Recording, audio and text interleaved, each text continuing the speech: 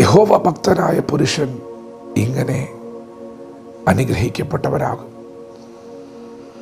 എങ്ങനെയാണ് ഒരു മനുഷ്യൻ അനുഗ്രഹിക്കപ്പെടുന്നത്?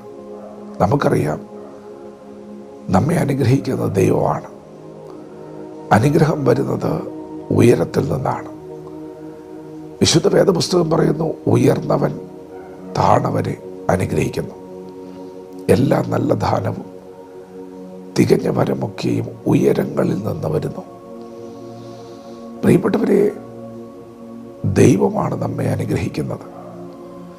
ദൈവം ഉയർന്നവനാണ്, ഉന്നതനാണ്, അത്യുന്നതനാണ്, നമ്മെ സൃഷ്ടിച്ചവനാണ്, നമ്മുടെ മേൽ അധികാരമുള്ളവനാണ്, പരമാധികാരിയാണ്. ദൈവമാണ് നമ്മെ അനുഗ്രഹിക്കുന്നത്. യഹോവ ഭക്തനായ പുരുഷൻ അനുഗ്രഹിക്കപ്പെടും.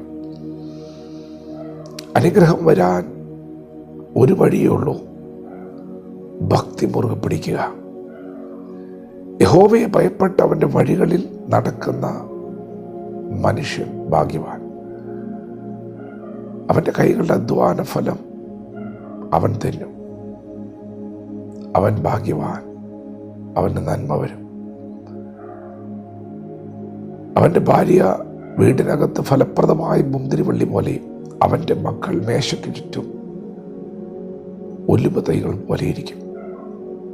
പ്രിയപ്പെട്ടവരെ, അനുഗ്രഹം വരുന്ന വഴി അത് വിശുദ്ധ വഴിയാണ്, അത് ദൈവത്തിൻ്റെ വഴിയാണ്, അത് കൽപ്പനകളുടെ വഴിയാണ്. അവിടെ വിധേയത്വമുണ്ട്, താഴ്മയുണ്ട്, സൗമ്യതയുണ്ട്, അനുസരണമുണ്ട്. ഈ വഴിയിലാണ് അനുഗ്രഹം ഇരിക്കുന്നത്. അവിടെ ചില ശാസനകളും ശിക്ഷണങ്ങളും ഉണ്ട്.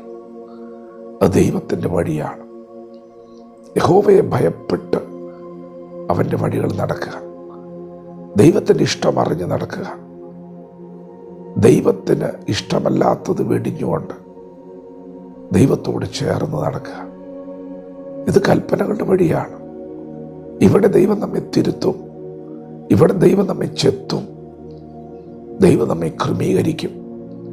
ഇത് ദൈവത്തിൻ്റെ സമ്പൂർണ്ണ ഹിതം വെളിപ്പെടുന്ന വഴിയാണ്. ഇവിടെയാണ് ഒരു കുടുംബത്തിൻ്റെ അനുഗ്രഹം ഇരിക്കുന്നത്. നിങ്ങളുടെ അധ്വാന ഫലം ചോർന്നു പോകുകയില്ല, അതാരും കവർച്ചയായി കൊണ്ടുപോകുകയില്ല. നിങ്ങൾക്ക് യഹോവ ഭക്തിയുണ്ടെങ്കിൽ നിങ്ങളുടെ അധ്വാന ഫലം നിങ്ങൾ തിന്നും. നിങ്ങളുടെ ഭാര്യ അത് വിശേഷമായ മുന്തിരിവള്ളി പോലെ, ഫലപ്രദമായ മുന്തിരിവള്ളി പോലെയാകും. നിങ്ങളുടെ മക്കൾ നിങ്ങളോട് കൂടെ ഉണ്ടാകും. അവർ ആലയത്തിൽ നടപ്പെട്ട ഒരു ഒലിവ് വൃക്ഷം പോലെയാകും. പ്രയോജനമുള്ളവരാകും, ശക്തന്മാരാകും. പ്രിയപ്പെട്ടവർ, ഇതെല്ലാം ഈ തിരുവചനത്തിൻ്റെ അകത്ത് മറഞ്ഞിരിക്കുന്ന അനുഗ്രഹങ്ങളാണ്. കൽപ്പനകളുടെ വഴിയിൽ, വിശുദ്ധ വഴിയിൽ. അതുകൊണ്ട് ഇന്ന് പകൽക്കാലം ദൈവത്തോട് കൂടുതൽ ചേർന്ന് നടക്കാം. ദൈവത്തിൻ്റെ ഇഷ്ടങ്ങൾ അറിയാം, അത് പ്രവർത്തിക്കാം. പരിശുദ്ധ നാമം ഇന്ന് പകൽ നമ്മുടെ പ്രവൃത്തികളിലൂടെ മഹത്വപ്പെടുവാൻ ഇടയാകട്ടെ. വചനത്തോട് പ്രതികരിക്കാം. ദൈവം നമ്മെ അവരുടെ പകൽ അനുഗ്രഹിക്കുമാറാകട്ടെ. ആമേൻ.